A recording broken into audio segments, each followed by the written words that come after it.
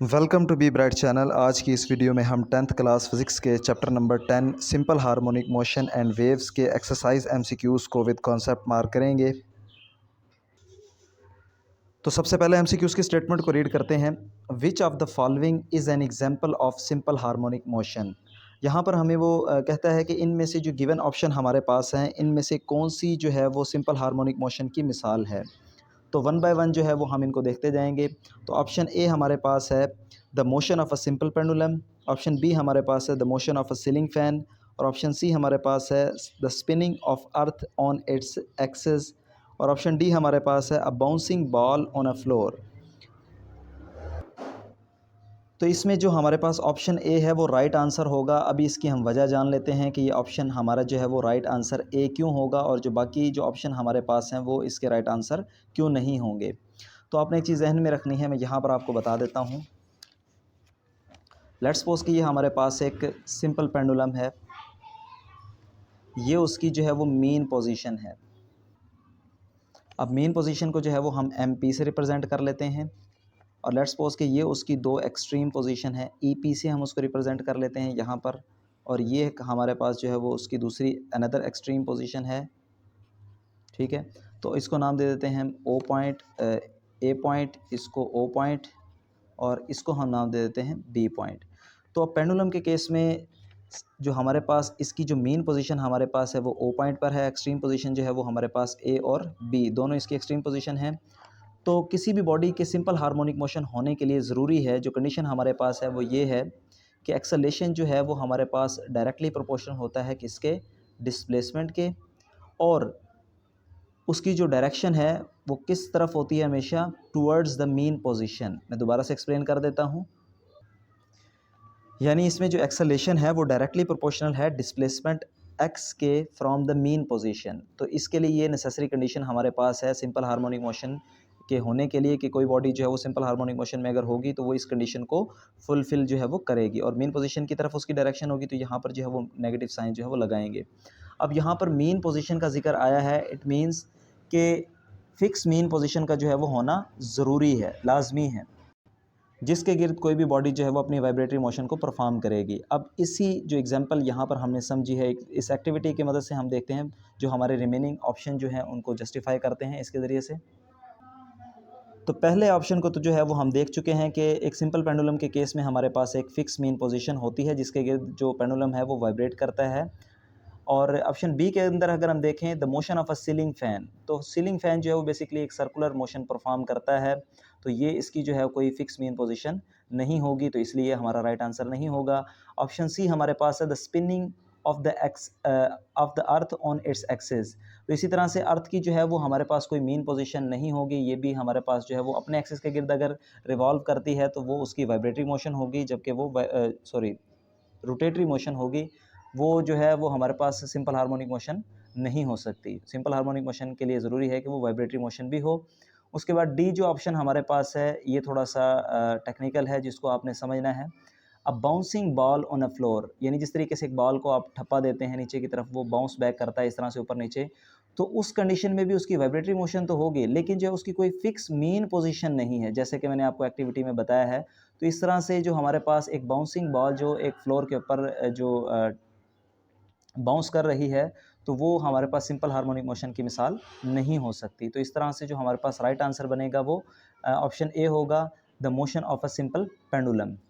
उसके बाद next MCQs की स्टेटमेंट को रीड हम करते हैं। नेक्स्ट एमसीक्यूज़ हमारे पास है, if the mass of the Bob of a pendulum is increased by a factor of 3, the period of the pendulums motion will. अब यहाँ पर वो ये कहता है कि जो हमारे पास एक पेंडुलम है उसका जो बॉब है, यानी जो उसकी गोली है, उसके मास को, यानी जिस तरीके से मैंने आपको एक्टिविटी में अभी बताया है, ये हमारे पास लेट्स सपोज कि वो एक पेंडुलम है और ये उसकी बॉब है जिसका कोई ना कोई मास जो है वो, उसको कहा गया है कि उसको 3 टाइम्स जो है वो इंक्रीज़ कर दिया गया, बढ़ा दिया गया है।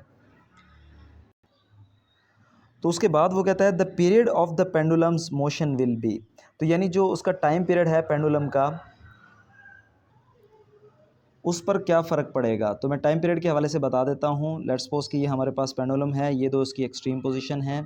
तो ये यहाँ से अगर फ़र्ज़ किया ये ए पॉइंट है, ये बी पॉइंट है, तो ए से अगर वो स्टार्ट करता है बी की तरफ और दोबारा बी से ए की तरफ, तो ये जो कंप्लीट राउंड ट्रिप हमारे पास होगा, ये जो चक्कर मुकम्मल करेगा, इसको जो है वो हम टाइम पीरियड कहेंगे। यानी जो इसके लिए टाइम उसको रिक्वायर्ड होगा उसको हम टाइम पीरियड कहेंगे। तो अब यहाँ पर ये कहा गया है कि जो हमारे पास पेंडुलम है उसके मास को अगर हम 3 टाइम्स जो है वो बढ़ा देते हैं तो उसके टाइम पीरियड पर क्या फ़र्क पड़ेगा। तो जब भी अगर किसी चीज़ की डिपेंडेंसी हमें चेक करनी होगी तो उसके लिए हम क्या करते हैं, उसकी फ़ौरी तौर पर उसके फार्मूला की तरफ जो है वो हम देखते हैं। उसके फार्मूला में आया कि हमारे पास जो है वो मास की वैल्यू गिवन है या नहीं। तो इसके लिए पहले मैं इसका जो फार्मूला है टाइम पीरियड का सिंपल पेंडुलम का वो मैं आपको दिखा देता हूँ।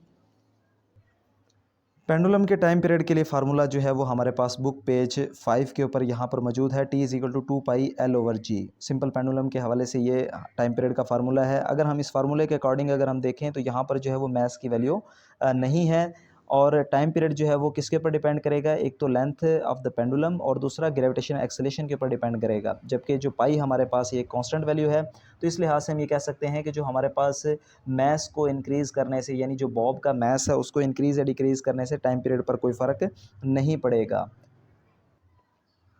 तो इस लिहाज से जो ऑप्शन यहाँ पर हमारे पास गिवन है, ऑप्शन को मैं रीड नहीं करूँगा, डायरेक्ट जो है वो जो राइट आंसर जो हमने यहाँ पर समझा है उसी को हम सिर्फ मार्क करेंगे। तो ऑप्शन बी जो हमारे पास है रिमेन्स द सेम, यानी जो उसका मास उसका जो टाइम पीरियड है वो क्या रहेगा, सेम रहेगा अगर हम जो है वो मास को जितना मर्ज़ी हम उसको बढ़ा दें। उसके बाद थर्ड जो हमारे पास MCQs है उसकी स्टेटमेंट को रीड करते हैं। Which of the following devices can be use to produce both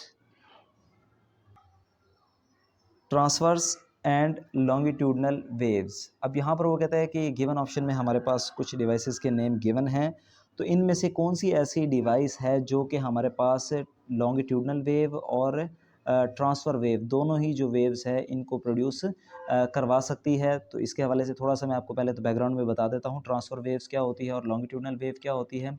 transfer wave हमारे पास वो वेव होती है जिसमें लेट्स सपोज कि ये एक वेव को मैंने यहाँ पर जो है वो ड्रा किया है, यहाँ पर जो है वो मीडियम के पार्टिकल को मैंने रिप्रेजेंट किया है और ये जो डायरेक्शन है ये वेव की प्रोपेगेशन यानी जिस डायरेक्शन में वो ट्रैवल कर रही है उसकी डायरेक्शन है। तो अगर मीडियम के पार्टिकल की मोशन जो है वो अप एंड डाउन हो जबकि प्रोपेगेशन जो है वो उसके परपेंडिकुलर हो, सादा अल्फाज में मीडियम के पार्टिकल और जो वेव की प्रोपेगेशन के दरमियान जो एंगल बनेगा वो 90 डिग्री का बनेगा। तो जब मीडियम के पार्टिकल और direction of propagation of wave एक दूसरे के परपेंडिकुलर हों तो वो हमारे पास वेव होती है ट्रांसफ़र वेव। जबकि हमारे पास लॉन्गिट्यूडनल वेव वो होती है, जैसे कि यहाँ पर मैं एक स्प्रिंग के ज़रिए से आपको दिखा देता हूँ।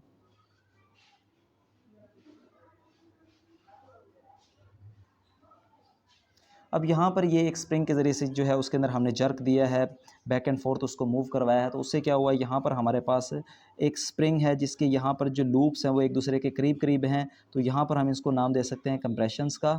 सी से मैं रिप्रेजेंट कर देता हूँ। जहाँ पर एक दूसरे के दूर हैं, एक दूसरे से दूर हैं, यहाँ पर जो है वो खुलाव है तो इसको हम नाम दे सकते हैं रेयरफेक्शन का। और यहाँ पर फिर अगेन जो है वो हमारे पास कंप्रेशन है। तो इस तरह से सीरीज़ ऑफ कंप्रेशन और रेयरफेक्शन जो इसके अंदर प्रोड्यूस होंगे और इस तरह से ये एक वेव जो है वो प्रोपेगेट करना शुरू हो जाएगी। तो बेसिकली वेव हमारे पास क्या होती है, किसी भी मीडियम के अंदर पैदा होने वाला डिस्टर्बेंस। तो अब यहाँ पर इसमें क्या हो रहा है कि वेव की जो प्रोपेगेशन की डायरेक्शन है वो कुछ इस तरह से हमारे पास है, जबकि जो मीडियम के पार्टिकल हैं वो भी बैक एंड फोर्थ यानी along the direction of propagation of wave, यानी दोनों की डायरेक्शन जो है वो क्या है, सेम है। तो इस तरह की वेव को हम कहते हैं लॉन्गिट्यूडनल वेव। तो अब उम्मीद है कि आपको ये दोनों चीज़ें जो है वो समझ में आ चुकी होंगी। तो अब हम बुक की जो हमारे पास पीछे जो डायग्राम है उसके लिए उन्होंने एक डिवाइस इस्तेमाल की है जिसको स्लंकी कहा जाता है या एक हेलिकल स्प्रिंग कहा जाता है, जिससे ये ट्रांसफ़र वेव और लॉन्गिट्यूडनल वेव दोनों ही तरह के जो वेव्स हैं वो प्रोड्यूस करवाई जा सकती हैं। ये मैं आपको दिखा देता हूँ। तो यहाँ पर जो है वो इस डायग्राम के अंदर लॉन्गिट्यूडनल वेव को जो है वो दिखाया गया है और ये स्लंकी का इस्तेमाल किया गया है यहाँ पर एक हेलिकल स्प्रिंग का। और यहाँ पर इस डायग्राम के अंदर जो है वो लॉन्गिट्यूडनल ट्रांसफ़र वेव्स को रिप्रेजेंट करने के लिए जो है वो हेलिकल स्प्रिंग या स्लंकी का जो है वो इस्तेमाल किया गया है। तो इस लिहाज से जो हमारा जो राइट आंसर बनेगा कि जिसमें दोनों ही तरह की वेव्स लॉन्गिट्यूडनल वेव्स और ट्रांसफ़र वेव्स प्रोड्यूस करवाई जा सकती हैं, वो डिवाइस हमारे पास होगी एक हेलिकल स्प्रिंग या स्लंकी।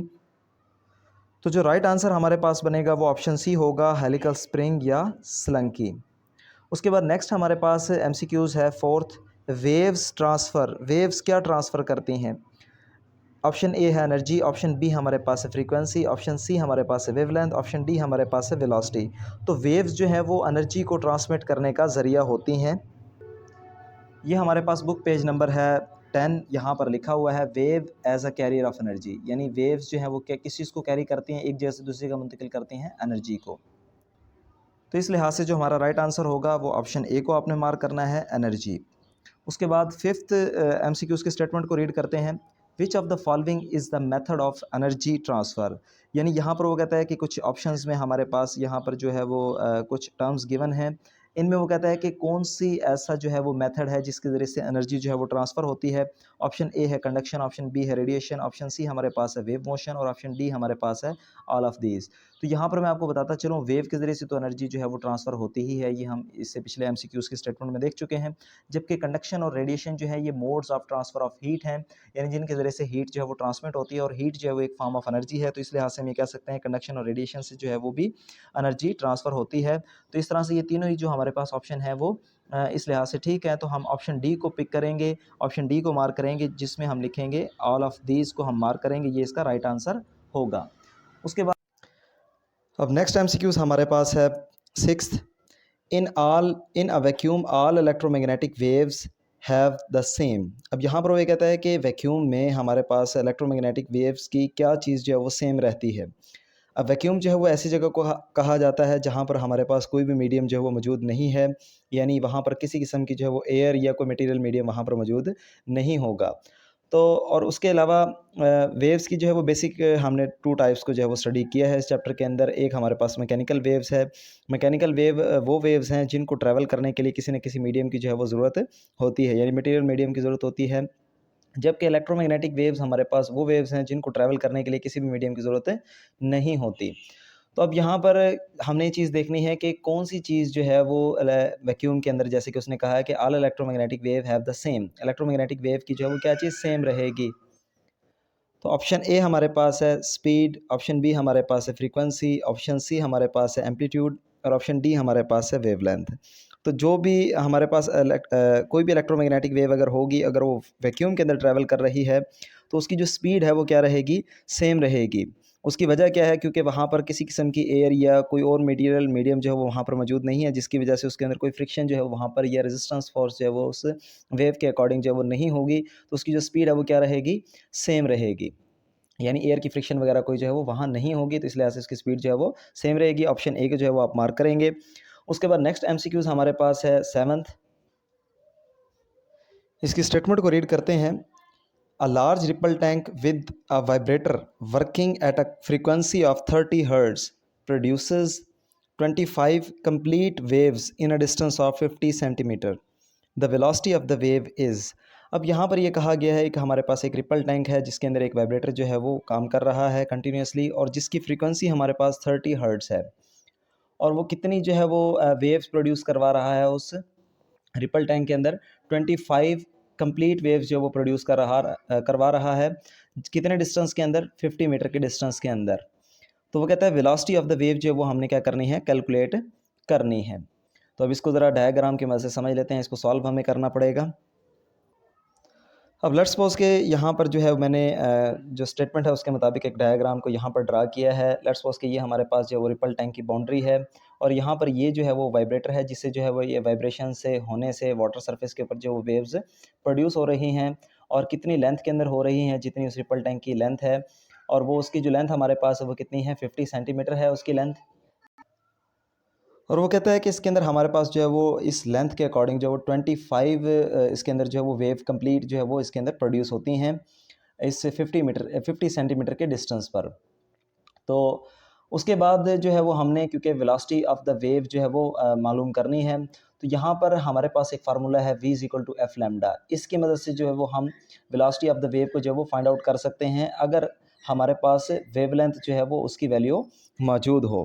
क्योंकि फ्रीक्वेंसी जो है उसकी वैल्यू हमें स्टेटमेंट में दी गई है कि फ्रीक्वेंसी जो उस वाइब्रेटर की है वो हमारे पास 30 हर्ट्ज़ है, जबकि जो स्पीड जो है वो हमने मालूम करनी है, और स्पीड हमारे पास तभी निकल सकती है जब हमारे पास वेवलेंथ जो है अगर वो किसी तरीके से आ जाए। तो वेवलेंथ को जो है वो हम इस तरह से निकाल सकते हैं कि यहाँ पर उसने कहा है कि 25 कंप्लीट वेव्स जो है वो प्रोड्यूस हो रही हैं उस रिपल टैंक के अंदर, और कितने डिस्टेंस के अंदर हो रही हैं, 50 सेंटीमीटर के डिस्टेंस के अंदर हो रही हैं।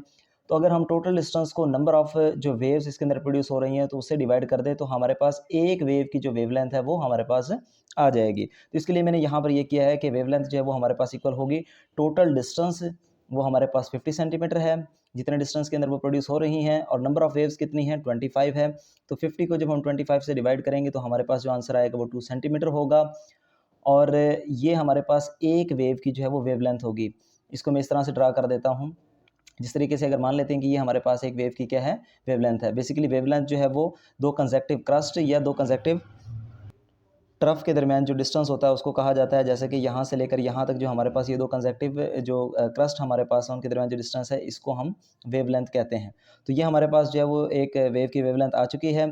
तो हम इस फार्मूला के अंदर जब इसकी वैल्यू को पुट करेंगे तो क्या होगा, फ्रीक्वेंसी की वैल्यू हमारे पास 30 है, जबकि वेवलेंथ की वैल्यू हमारे पास 2 है। तो 30 को 2 से मल्टीप्लाई करेंगे तो जो हमारे पास आंसर आएगा वो 60 सेंटीमीटर, क्योंकि यूनिट को हमने यहाँ पर चेंज नहीं किया। और जो हमारे पास एमसीक्यूज़ के अंदर जो ऑप्शन है उसमें भी जो है वो सेंटीमीटर पर सेकंड में जो है वो ऑप्शन हमारे पास मौजूद हैं। तो इसका जो राइट ऑप्शन हमारे पास बनेगा इस कैलकुलेशन के बाद वो बनेगा कि उसकी जो स्पीड होगी या वेलोसिटी होगी उस वेव की वो होगी 60 मीटर पर सेकेंड।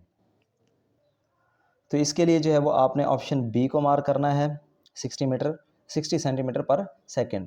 उसके बाद नेक्स्ट हमारे पास एमसीक्यूज है, विच of the following characteristics of wave is independent of other. इसमें से वेव की कौन सी ऐसी कैरेक्टरिस्टिक्स है, खसूसियत है जो कि किसी चीज़ के ऊपर जो है वो डिपेंड नहीं करती, यानी वो इंडिपेंडेंट है।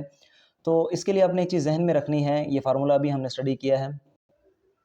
ये जो हमारे पास फार्मूला है इस बुक के अंदर हमने इसको पढ़ा है, जिसको वेव इक्वेशन भी कहा जाता है। ये बेसिकली वेव की जो कैरेक्टरिस्टिक्स हमारे पास है, जैसे कि वेलोसिटी या उसकी स्पीड, फ्रीक्वेंसी और वेवलेंथ, ये इनके दरमियान रिलेशन को जो है वो बयान करता है। तो इस फार्मूला के अकॉर्डिंग हमने देखना है, क्योंकि इसी वेव इक्वेशन की मदद से हम उसकी कैरेक्टरिस्टिक्स को जो है वो जान सकते हैं। तो इस फार्मूला की मदद से अगर हम देखें तो हमारे पास कौन कौन सी वैल्यूज़ जो हैं वो इसके अंदर आती हैं। अब हम देख लेते हैं ऑप्शन को। स्पीड जो है वो उस फार्मूला के अंदर आता है, फ्रीक्वेंसी भी उसके अंदर है, वेवलेंथ भी उसके अंदर जो है वो मौजूद है, लैम्डा से हमने इसको ज़ाहिर किया है। तो इस फार्मूला के अकॉर्डिंग अगर हम देखें तो स्पीड भी मौजूद है, फ्रीक्वेंसी भी मौजूद है, लैम्डा यानी वेवलेंथ भी हमारे पास मौजूद है। तो इसका मतलब जो यहाँ पर एक ऐसी टर्म जो कि एम्पलीट्यूड सी ऑप्शन जो हमारे पास है वो इस वेव फॉर्म के अंदर जो है वो मौजूद नहीं है। तो इसका मतलब जो है ये ऐसी करैक्टरिस्टिक्स है जो इन तीनों के ऊपर डिपेंड नहीं करती, यानी वो इंडिपेंडेंट है। तो ऑप्शन सी को जो है वो आप मार्क करेंगे, एम्पलीट्यूड। उसके बाद जो लास्ट एमसीक्यूज़ है इस चैप्टर का वो हमारे पास है, the relation between V F and lambda of a wave is. यही रिलेशन जो भी हमने यहाँ पर स्टडी किया है, जिसको मैं इंडिकेट कर रहा हूँ यहाँ पर। अब ये इसकी जो सही फॉर्म है इसमें से कौन सी है, तो इसके लिए आपने जहन में रखना है v इज इक्वल टू हमारे पास एफ लैम्डा के इक्वल ये वेव इक्वेशन होती है। तो इस लिहाज से जो हमारे पास इसका जो राइट ऑप्शन बनेगा वो ऑप्शन बी होगा, जिसमें v is equal to f lambda. Option B को आप मार्क करेंगे। उम्मीद है आपको मेरी वीडियो पसंद आई होगी। अगर आपको मेरी वीडियो पसंद आई है तो मैं आपसे गुजारिश करूंगा कि मेरी वीडियो को लाइक करें, मेरे चैनल को सब्सक्राइब करें, ज़्यादा से ज़्यादा लोगों तक शेयर करें। Thank you.